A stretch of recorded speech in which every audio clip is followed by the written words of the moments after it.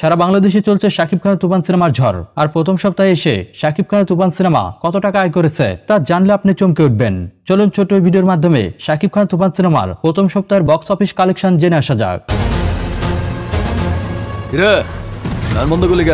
সিনেমাটি রিলিজের পর থেকে বিভিন্ন সিনেমা হলে হাজার হাজার দর্শকদের ভিড় লক্ষ্য করা যায়, আর যার ফলে বাংলাদেশের বিভিন্ন সিনেমা হলে শাকিব খানের তুফান সিনেমা রিলিজের প্রথম দিন থেকেই হাউসফুল যাচ্ছে।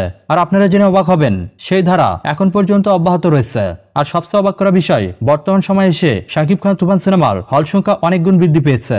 বিশেষ করে যেখানে মাত্র 21টি সিনেপ্লেক্স নিয়ে শাকিব খানের তুফান সিনেমার যাত্রা শুরু হয়েছিল, সেখানে বর্তমান সময়ে এসে সিনেপ্লেক্সের সংখ্যা 58টি।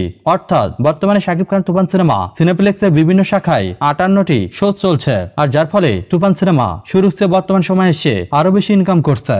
তবে প্রথম সপ্তাহে এসে শাকিব খানের তুফান সিনেমা রেকর্ড সংখ্যক ইনকাম করতে পেরেছে।